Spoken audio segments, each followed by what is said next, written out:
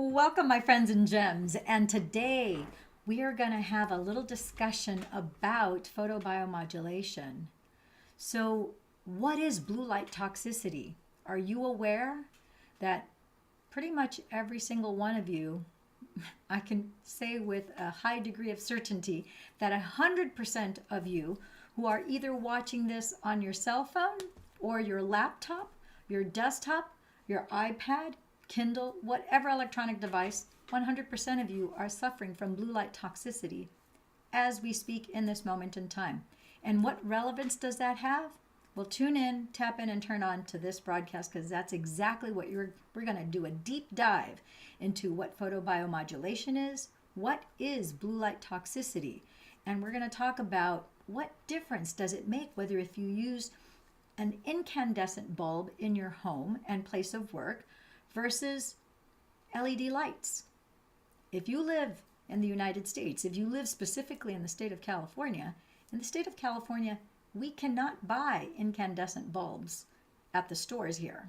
We have to order them online in order to get them because it's a rule that we have LED lights to save energy, but it also causes a whole array of other conditions which you may be suffering with unknowingly, not realizing that the light fixtures that are right above your head, that are right behind you.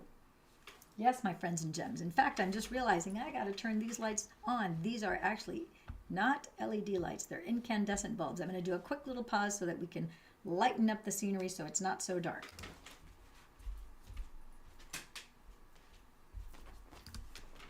Just like that, the flip of a switch, you can see how it's a little brighter, and you can see that my lights are actually on now, and those are incandescent bulbs. Thank goodness they are not LED lights. So, my friends and gems, I'm going to review with you this talk with one of my mentors, the incredible Dr. Jacob Montgomery. And I have been talking quite some time for the last year, almost 2 years, since he put out this talk that was directed to a group of ophthalmologists. So we're going to go ahead and we're going to review it, and I'm going to chunk this down in increments of 15 minutes a piece. It is a long talk. It's a 2-hour talk. We're not going to do the full 2 hours here, but I'm going to do a series where we basically break it down into layman's terms so that you can get the full gist of what significance this has for you, because again, this talk is directed to doctors and holistic care practitioners. His audience at this particular event was all eye surgeons like himself. And he himself is a quantum eye surgeon. He actually specializes in doing a specific type of LASIK surgery. But wait till you hear his story. So without further ado, this is Dr. Jacob Montgomery, and we are going to listen in, and I will stop it as needed. Dr. J. Montgomery. I'm an ophthalmologist in practice for 20 years, in private practice in South Carolina, and I made my living being a cataract refractive and glaucoma surgeon. And in the last 1.5 to 2 years, I've become a quantum physician, and I want to explain what that means. I think it's really important that we as physicians understand quantum physics and how it applies not only to the eyes, because all of us here are eye physicians, but also to systemic health. And so I'm going to walk you through some pretty deep science, and I'm telling you, but I'm only really in reality hitting the surface of this. It goes way deeper than what I have time to talk about tonight. But I'm going to give you an overview. I'm going to give you the fundamentals, and I'm going to walk you through the paradigm, and I'm going to explain why this has become important to me and why I think it should be important to you guys. So just some introductory questions. How much do we as physicians really know about the physics of light? How and why does circadian biology work? And what are the real mechanisms that drive the circadian clock? Okay? What are mitochondria really? What is their purpose? And how do they relate to the story of light, of health, and of modern disease? I'm going to pause right here. So he does talk here about how do really, physicians, doctors at large, how do they really know anything about the physics of light and how much time is dedicated to the physics of light in medical school. So he's going to uncover and reveal a lot of things that I think you'll find quite surprising. The other thing he talks about how and why does circadian biology work, and what are the real mechanisms that drive the circadian clock. What he's about to reveal and uncover, I think, will be jaw-dropping because it is really relatively new information that he's uncovering here. Now, if you don't know what circadian biology is, that has to do with the circadian rhythms of the body. The cycle with which your body, your pineal gland specifically, releases melatonin, which is argued by many to be one of the most, if not the most powerful antioxidant in the body. Melatonin is that master antioxidant that is released at night for you to go to sleep, and then serotonin is released in the morning to wake you up. And how there are things and mechanisms in your environment that you are completely unaware of, both inside building as well as outside sunlight, that is actually affecting this, and he's going to talk about those mechanisms. Next, he's talking about what are mitochondria really, what is their purpose, and how do they relate to the story of light. Really fascinating information that he reveals here. And how is this tied to every chronic inflammatory condition that people have in this day and age, everything from diabetes to MS and beyond. And lastly, he's talking about what is absolutely critical that eye physicians become aware of and understand and implement when it comes to this quantum paradigm, quantum being at the quantum level subcellularly. And so without further ado, we're going to continue on to the next section. Why is it absolutely critical that we as eye physicians and surgeons understand and implement the quantum paradigm? So I'm going to ask a few provocative questions. I don't want you to answer these yet. I want you to think about them, and then we're going to ask them again at the end. I want to see it in your mind, see if we change it. So does artificial light, and particularly the blue spectral density of artificial light, 400 to 460 nanometers, have a bigger health impact on modern society than cigarette smoking and diet, specifically the standard American diet? Okay, so we got to pause right here because this is a really big, powerful point that he makes here. Provocative questions. He's asking this to an audience of eye surgeons. So I want you to think about as an individual. Does artificial light, and particularly the blue spectral density of artificial light, also known as LED lights, you may not know what 400 to 460 nanometers have anything to do with you, but I just want you to keep this in mind. How does the artificial light in your home environment and your work environment, how does it have a bigger health impact on you that you may have been aware of, okay? And he mentions here that it is more impact on you than cigarette smoking and diet, especially specifically the standard American diet. Next. Are the neuroendocrine, neuropsychiatric, and metabolic effects of our light environment more profound than diet and exercise for health and disease? So are the neuroendocrine. Neuroendocrine means are the brain hormones, and the neuropsychiatric, which it has to do with the neurochemistry that affects the psychology, the way we think and so forth, and metabolic effects, the metabolism of your body. Those effects, do they affect our light environment inside the body? And are these more profound than diet and exercise for health and disease? That's a question mark, and I think you'll be surprised to hear what he says here.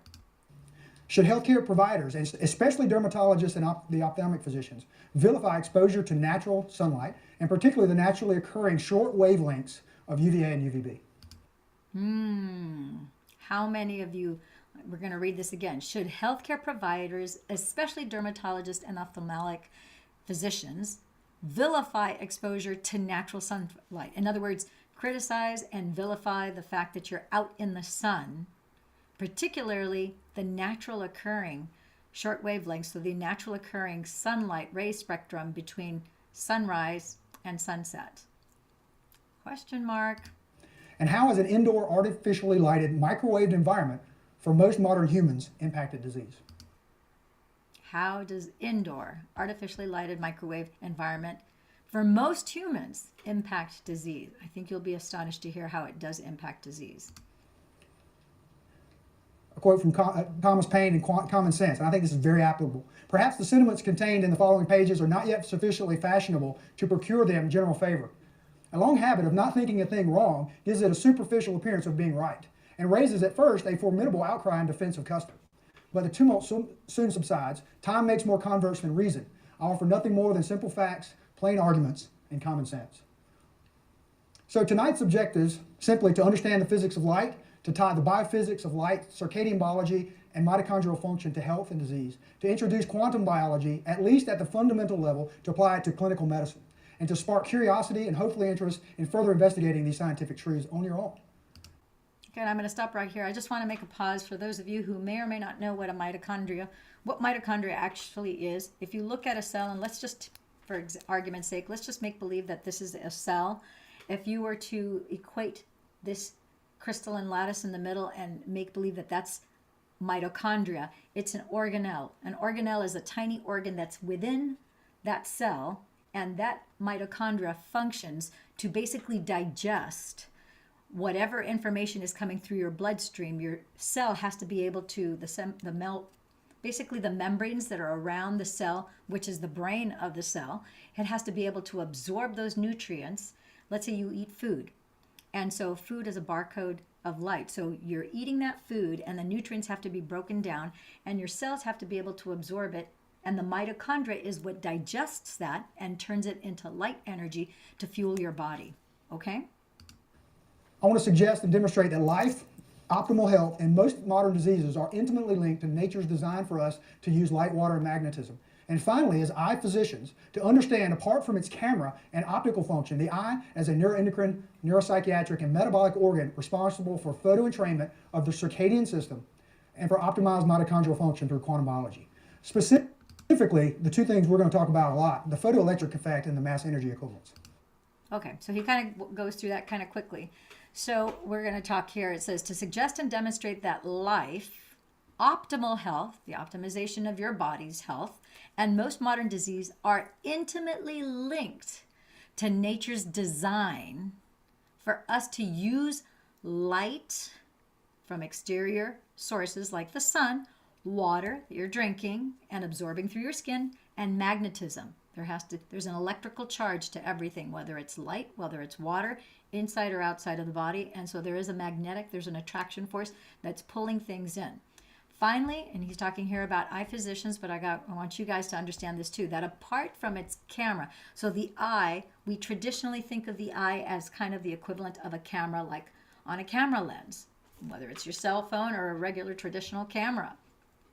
However, he's challenging physicians here to think of the eye as a neuroendocrine, so basically something where the brain it's setting the hormonal system of the body and the endocrine system. The neuropsychiatric, so your psychology, neurologically is being affected, and the metabolic organ. Yes, your eye is a metabolic organ. Never thought of your eye as having anything to do with your digestion, because we think of metabolism having to do with digestion, but he's going to show you how that's possible. And it's responsible for the photoentrainment. That's the light entrainment, which means that it's resonating and entraining and aligning with the circadian system of the body, and it's going to optimize inside each cell the mitochondrial function through quantum biology. He's going to show you how he does that. And it says here specifically the photoelectric effect.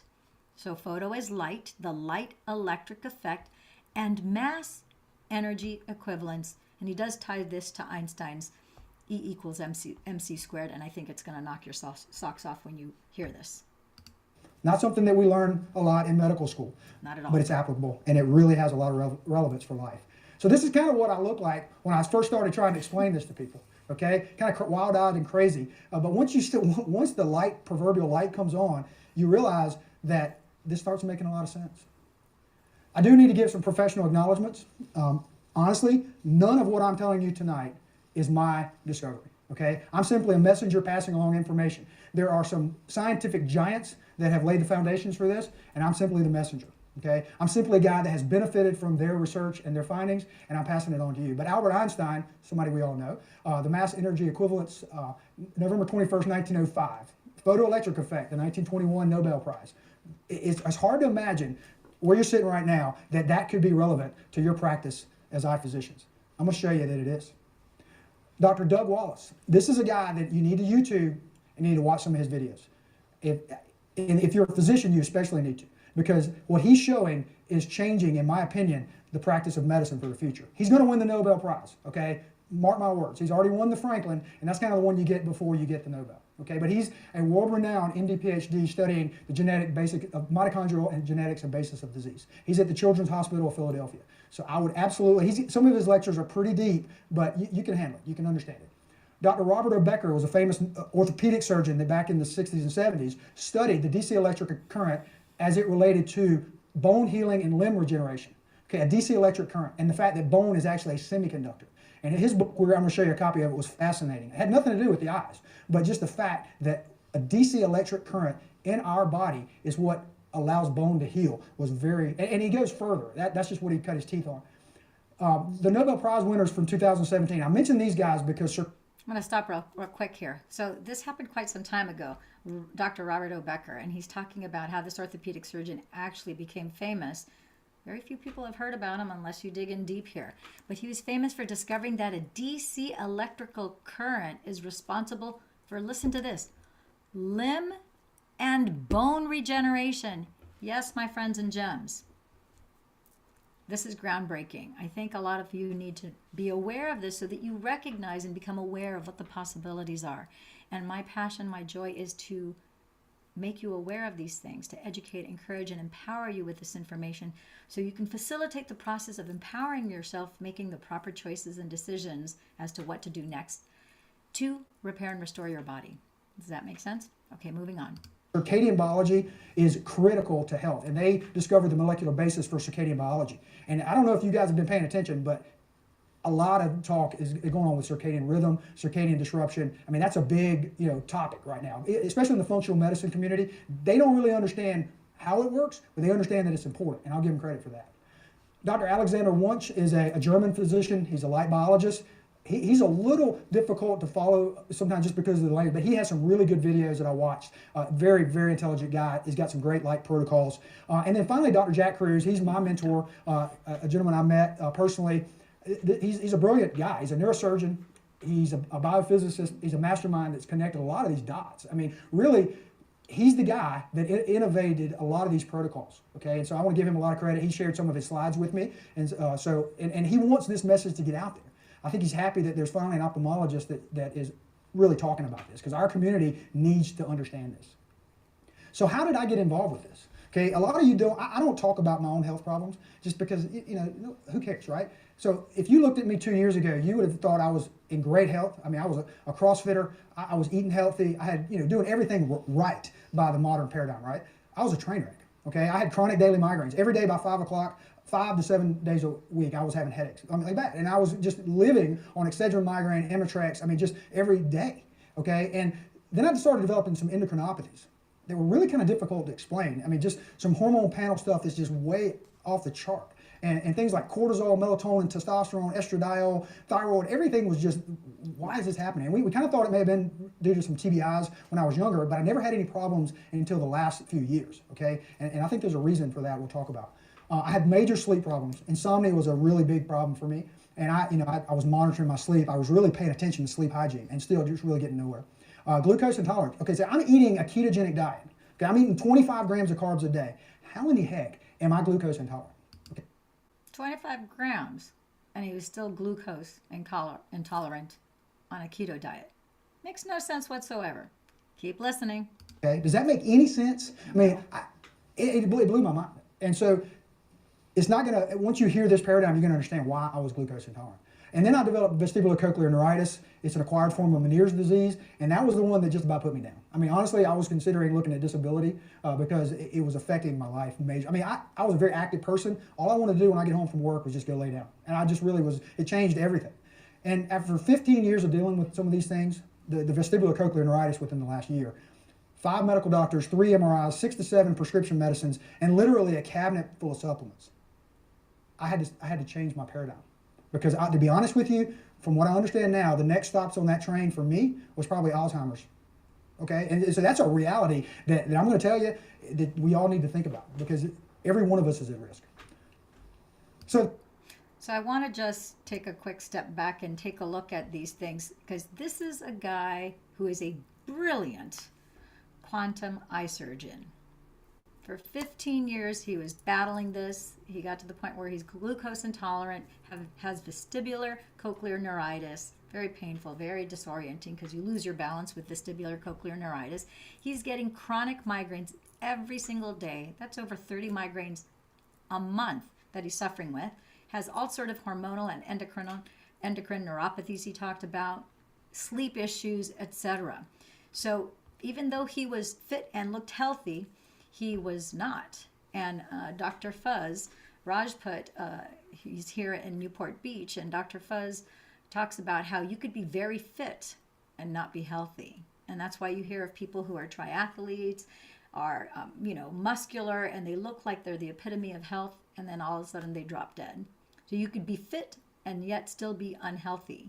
And so Dr. Jacob Montgomery went to 5 doctors, 5 MDs. He had 3 MRIs, was on 6 to 7 medications. He had a cabinet full of supplements, was doing CrossFit, and he still could not get his body into balance. And he's going to explain to you why. Once he had that quantum shift of that paradigm on how he was looking at what he was experiencing from the inside out, everything changed.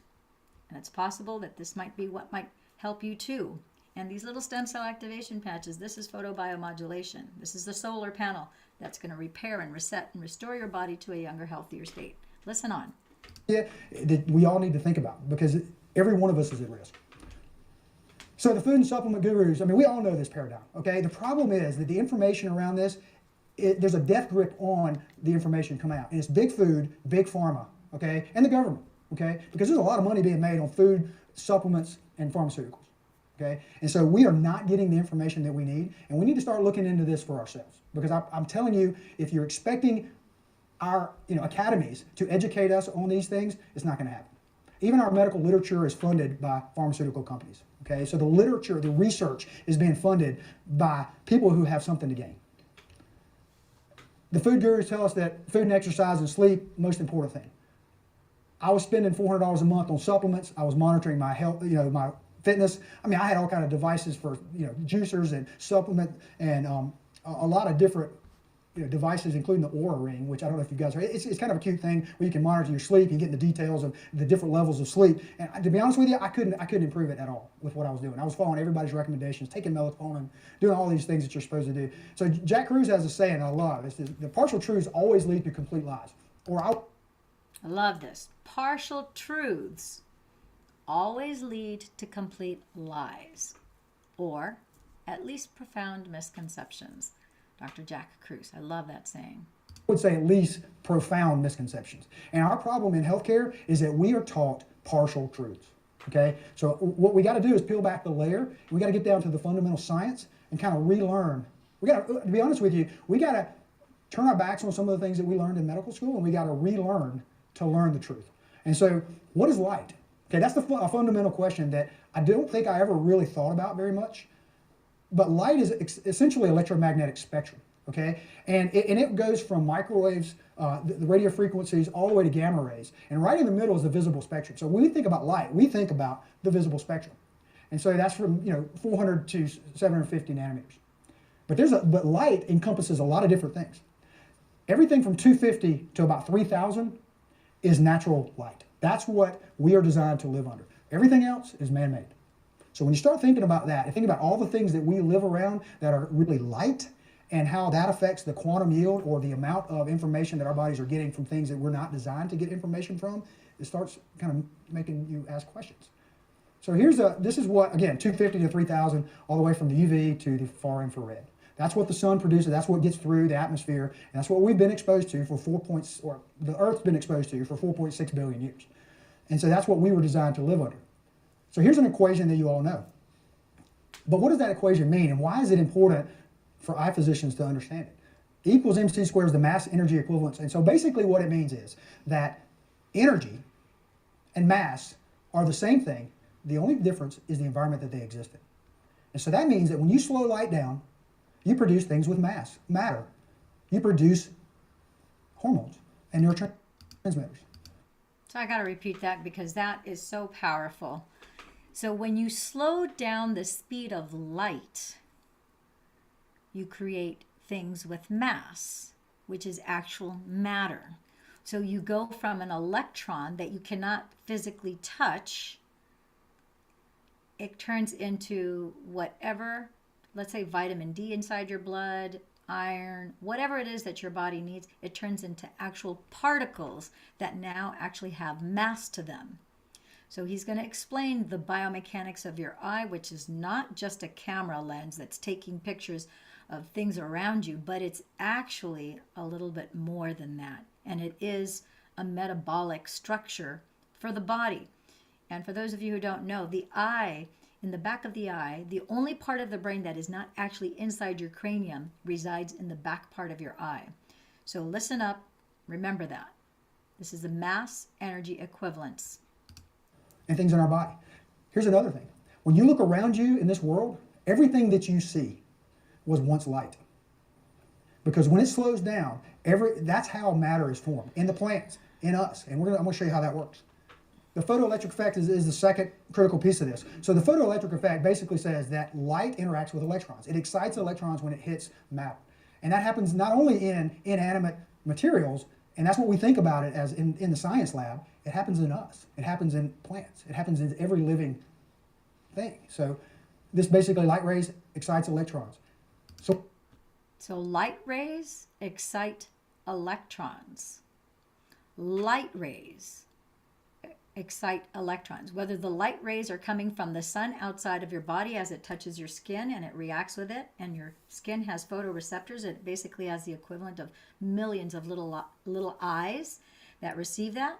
It excites the electrons as it goes in from your skin, your dermis, into your bloodstream to create vitamin D, iron, you name it.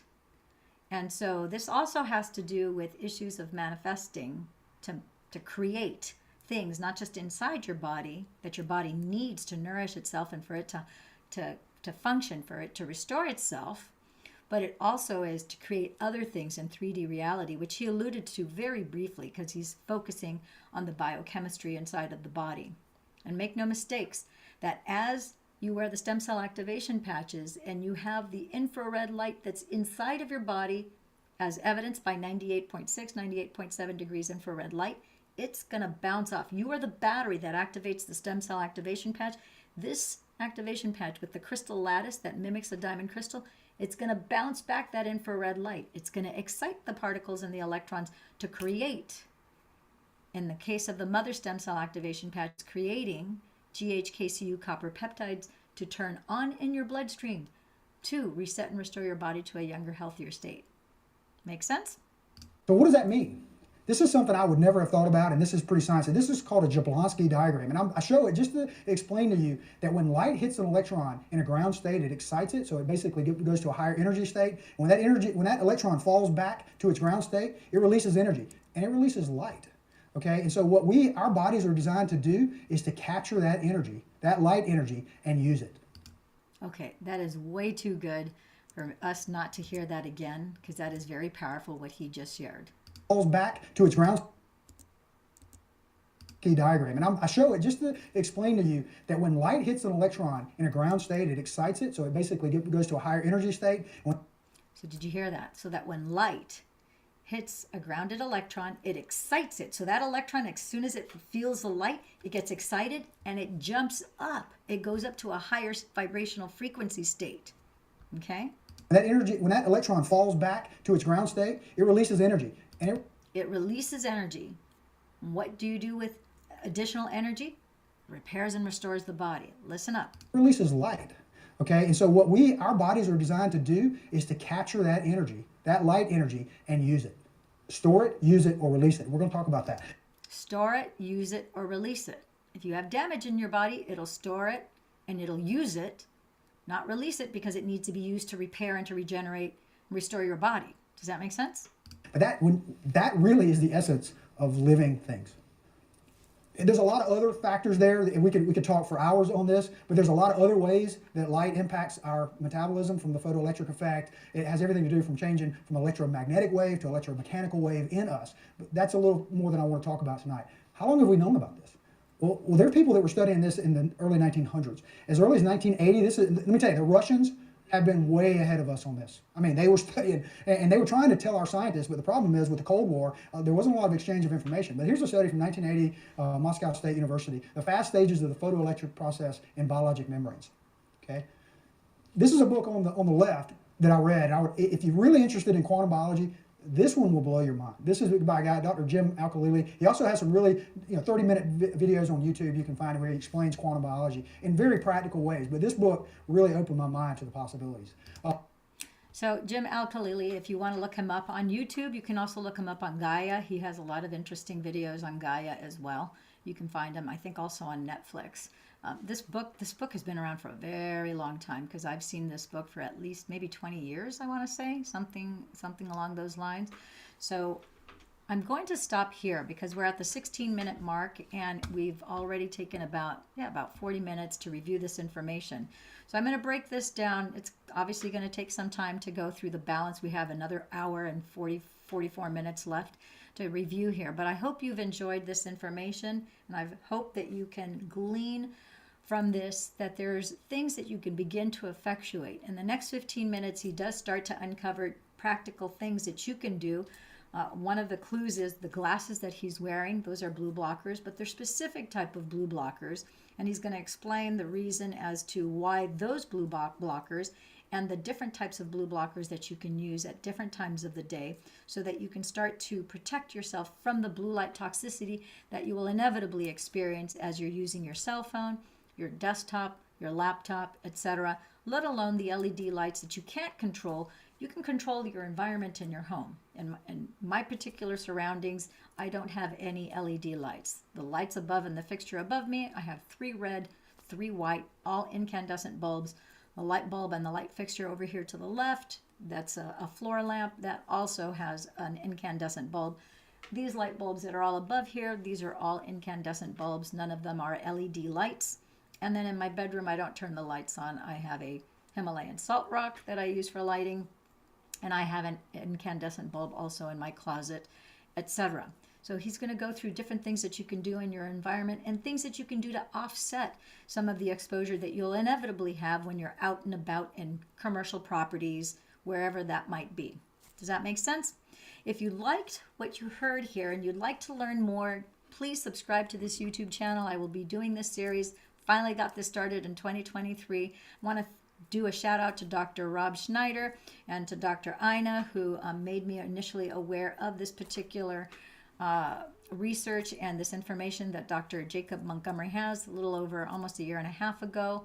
It's been life-changing for me, and the information that he has on this photobiomodulation, it is simple and actionable steps that you can take to apply to your life that will make perhaps all the difference in the world. You will start to sleep better, start to feel relief from different symptoms that you're having in your body like he did. And again, stem cell activation patches, which is the ultimate form, in my opinion, of stem cell activation with the Fantastic Five. I would encourage you to check out more. If you'd like a personal consultation to find out if you're eligible to get started on the stem cell activation patches on a 90-day trial with a 30-day money-back guarantee, and you want it tailored to what your needs are, whether you're trying to restore your body from whatever chronic inflammatory condition, any kind of traumas, or if you're an Olympic athlete or a high peak performance athlete where you just want anti-aging, rejuvenation, and optimization for your body so that you are in the most peak state of being because you value your temple, reach out to me. I would be more than happy to go over that with you, and we could do a complimentary 30-minute consultation so that you can find out more information. And the number one thing is that we answer any and all of your questions. Ciao for now, my friends and gems. Thank you very much. Thank you from the bottom of my heart for watching. And as always, ciao for now. Oh, remember to like, share, and subscribe